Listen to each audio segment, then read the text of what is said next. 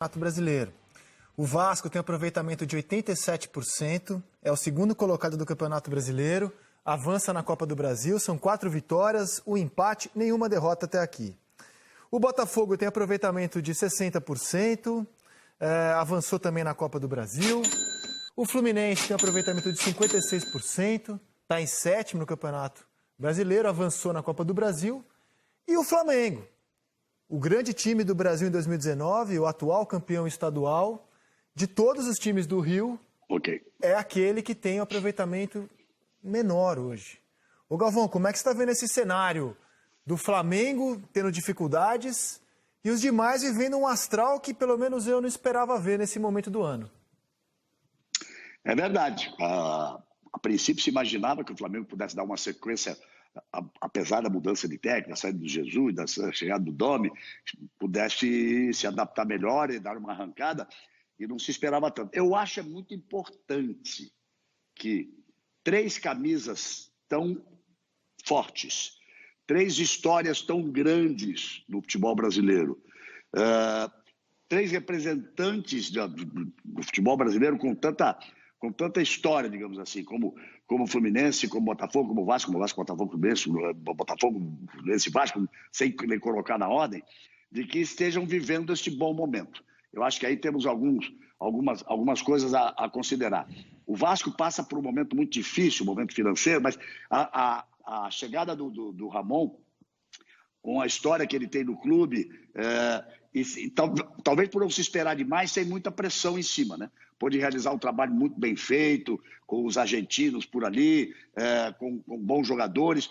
E o trabalho do Vasco, até esse momento, é excepcional, Rizek. O Vasco, ele tem tudo para ser o líder do campeonato. Nesse momento, com justiça, é o Inter, com 12 pontos, mas o Vasco tem 10 pontos e um jogo a menos, que é contra o Palmeiras, né? Esse jogo a menos, se não me engano. Então, se ele conseguir essa vitória, esses 3 pontos, ele seria o líder realmente do Campeonato Brasileiro. O Botafogo, o trabalho do Autório é muito bom, outro time que vive um drama financeiro muito grande, né? Mas honrando todas as suas tradições, honrando toda a sua história. Eu acho isso muito bom para o futebol brasileiro. O Fluminense também, mesma coisa. E o Nenê é um exemplo. Bom, nós temos... Zé Roberto, você parou com quantos anos, Zé Roberto? Eu parei com 43, Galvão, 2017. 43. O Nenê está caminhando para isso, está com 39. E é o principal jogador do Fluminense, metendo gols, artilheiro do campeonato. E para quem conhece, o Zé Roberto sabe como foi a vida dele, sempre muito profissional, muito voltado para o esporte, aquilo que ele fazia. Eu conheço o Nenê muito bem, fui vizinho dele durante alguns anos, quando ele jogava na Europa. E eu sei que o Nenê é um jogador voltado para o trabalho, é um jogador que ele não bebe, não tem noitadas, não tem isso. Então ele está aí com 39 anos jogando uma barbaridade. Acho tudo isso muito bacana. O Flamengo é um outro processo diferente.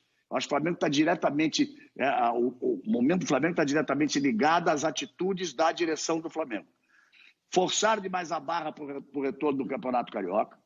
Imaginavam um torneio que seria jogado em Brasília, que, se não me engano, os participantes já estavam até acertados, seria Flamengo, Vasco, Goiás e Atlético Goianiense.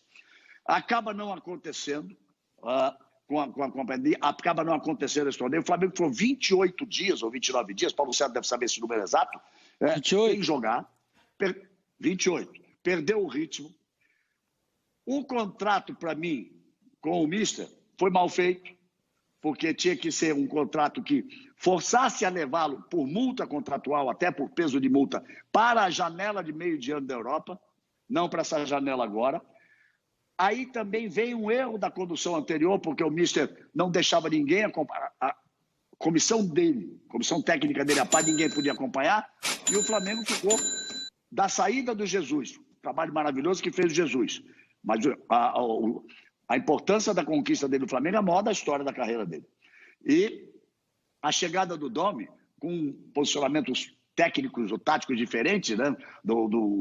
O Mister com mudanças constantes de posição e o trabalho do Domi muito inspirado no Guardiola, posicionista, são coisas um pouco conflitantes, até ele conseguiu colocar isso em prática, mas o Flamengo viveu um vazio ali, de 28 dias.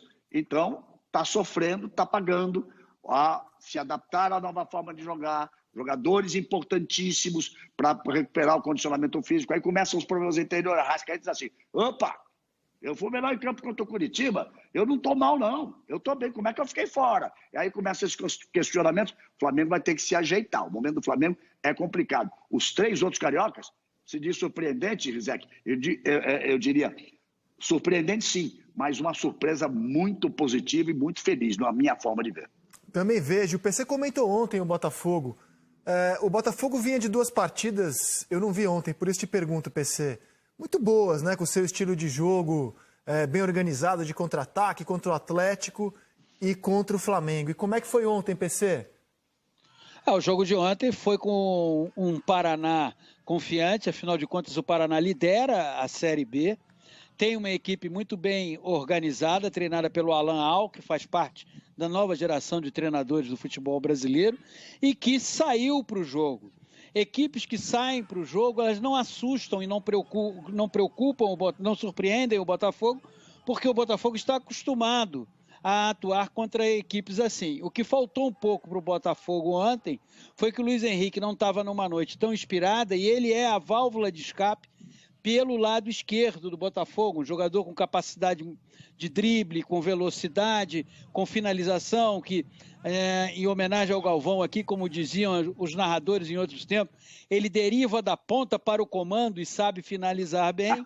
Agora, o que mais me chamou a atenção no Botafogo de ontem foi, ele marcou, fez 1-0 com o Marcelo Benevenuto, menos de 10 minutos depois sofreu o empate e o time emocionalmente, e isso o Zé Roberto tem toda a autoridade para falar, não se abalou. O time não ficou inseguro, o time continuou realizando e desenvolvendo a sua proposta, a sua ideia de jogo.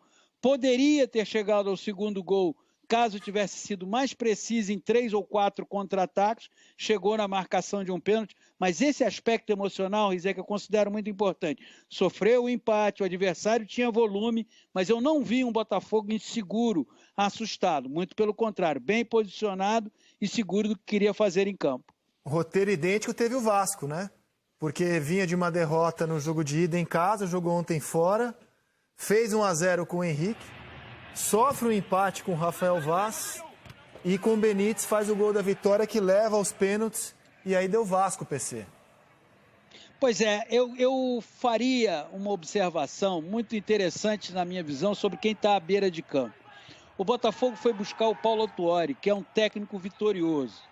O Vasco foi procurar o Ramon, que como jogador é absolutamente vitorioso dentro do Vasco. Em momentos de fragilidade financeira pelas quais passam esses clubes, em momentos em que você precisa resgatar muito a estima, valorizar a história, ter personagens com história, no caso do Paulo Autuori, técnico do Botafogo, campeão brasileiro de 1995, no caso do Ramon, os anos 90, a melhor fase do Vasco nos anos 90, o Ramon estava lá, campeão da Libertadores, Mundial de Clubes.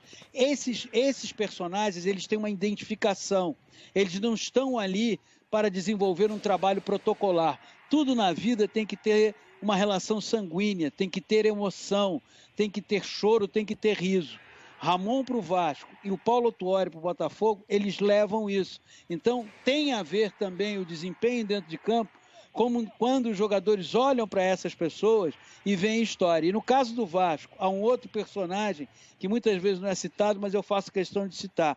Está lá o Antônio Lopes, que também está ligado a uma boa fase vitoriosa da história do Vasco. Esse fenômeno que acontece no Grêmio com o Renato, né? O Grêmio foi buscar o Renato para substituir um outro ídolo, que era o Roger, e acontece agora no Vasco com o Ramon. A gente pode olhar para a Europa, Zé, e ver que isso está ocorrendo em vários clubes. O Chelsea foi buscar o